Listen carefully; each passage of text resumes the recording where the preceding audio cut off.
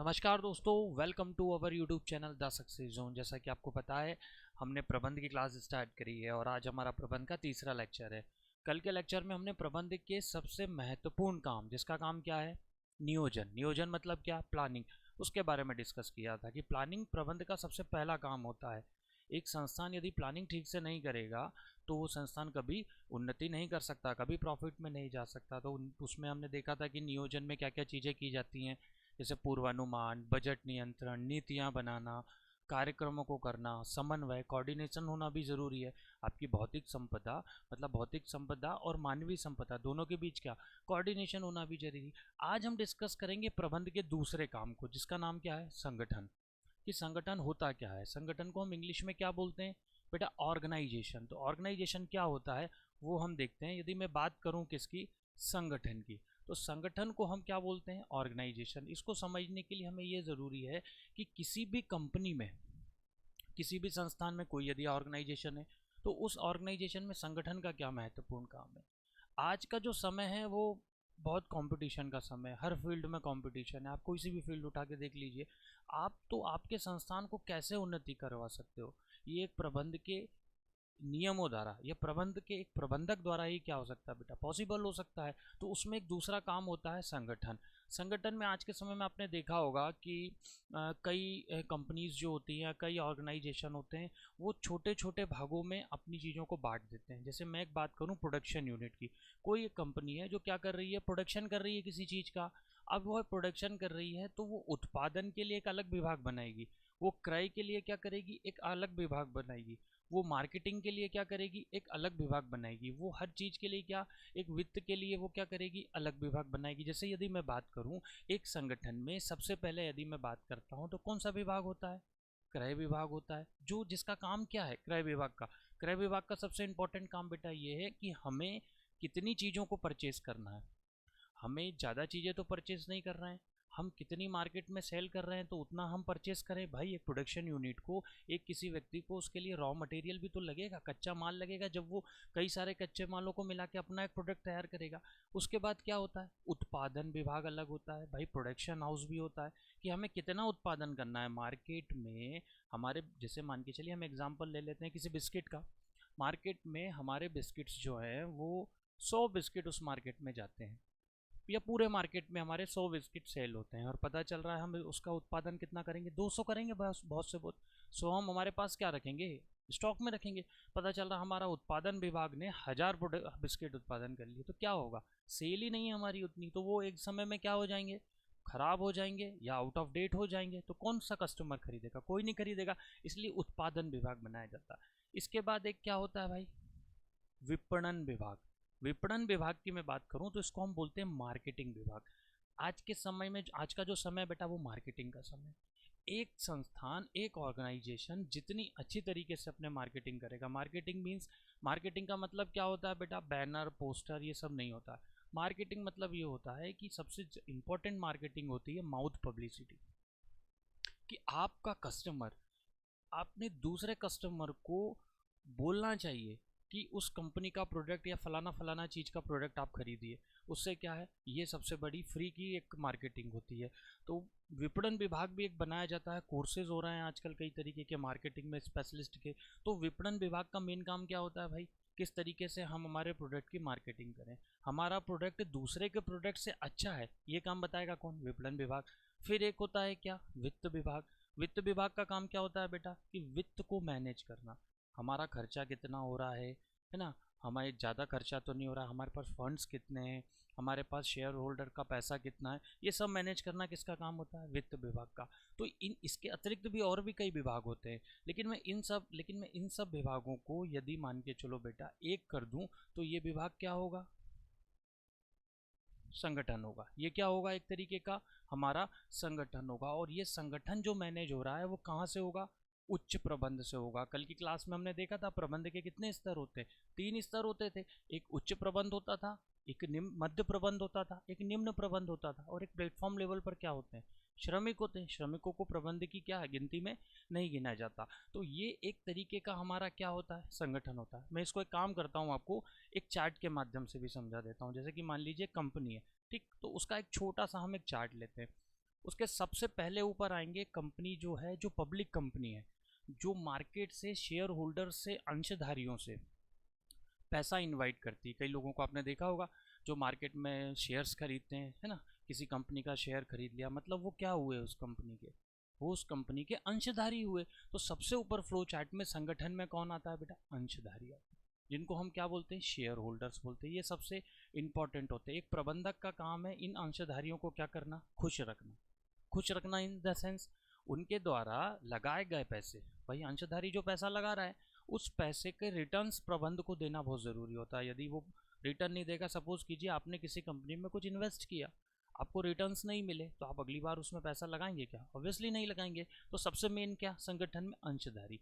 अंशधारी के नीचे आते हैं संचालक मंडल। संचालक मंडल मतलब हम कहें तो डायरेक्टर्स, जो मालिक होते हैं एक तरीके के।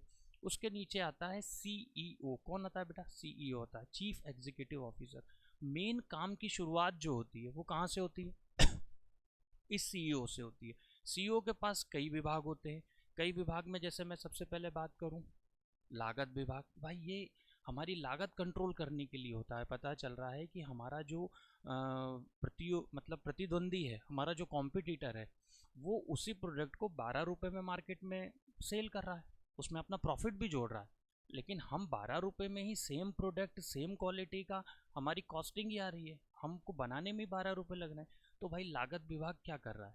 लागत विभाग की ये रिस्पॉन्सिबिलिटी बनती है कि लागत को कम से कम करे, तब जाके प्रॉफिट क्या होगा आपका? ज़्यादा दिखेगा आपको। तो लागत विभाग होता है। लागत विभाग के बाद आपका कौन सा सीईओ के अंतर्गत आता है? विपणन विभाग। कौन सा विभाग आता है? विपणन विभाग। वही मार्केटिंग, मैंने देखा कि भाई आपको मार्केटिंग कैसी करनी है। विपणन के अंदर भी कई विभाग होते हैं। प्रोडक्शन के, इसके सॉरी कॉस्टिंग के अंदर भी कई विभाग होते हैं। उसके बाद क्या?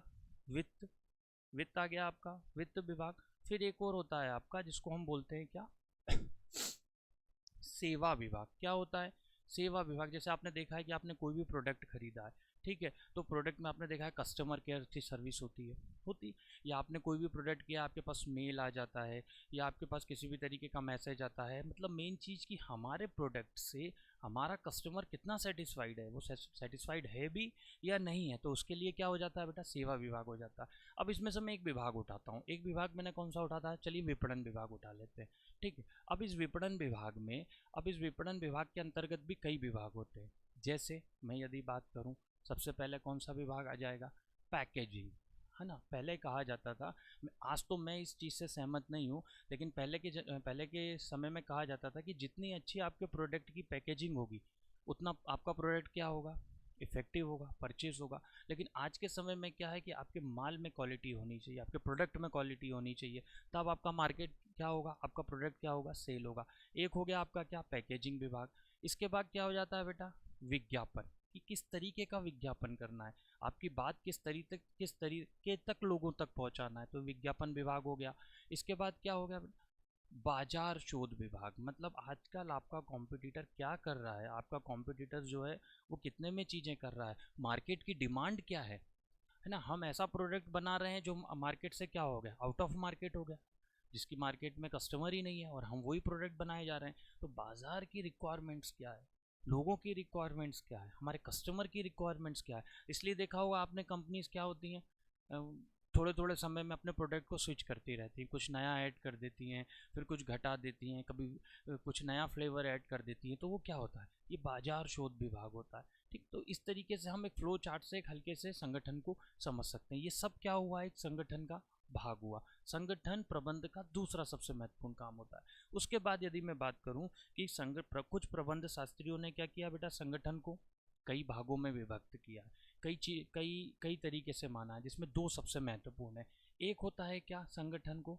औपचारिक संगठन, मतलब फॉर्मल संगठन, ठीक। और एक होता है बेटा जो संगठन बनता है, वो होता है अनौपचारिक संगठन। अब ये औपचारिक संगठन क्या होता है? औपचारिक संगठन होता है जो कई तरीके से क्या होता है? यूज़ किया जाता है। औपचारिक संगठन की यदि मैं बात करूं, तो औपचारिक संगठन जैसे आपने आपके स्कूल्स में देखा होगा, आपके कॉलेजेस में देखा होगा कि जब भी आपके इंस्टीट्यूट के या आपके कॉलेज के प्रिंसिपल आते हैं, आपके टीचर यदि क्लासरूम में पढ़ा रहे हैं तो अपनी चेयर से उठ जाते हैं, ठीक। ये औपचारिक संगठन का एक उदाहरण है। इसको हम ऐसे और एक बहुत अच्छे तरीके से समझ सकते हैं कि जैसे देखिए, मान के चलिए इसमें क्या होता है, सबसे पहले संचालक मंडल सबसे ऊपर, ठीक है। उसके बाद क्या आ गए, आपके ब्रांच मैनेजर आ गए।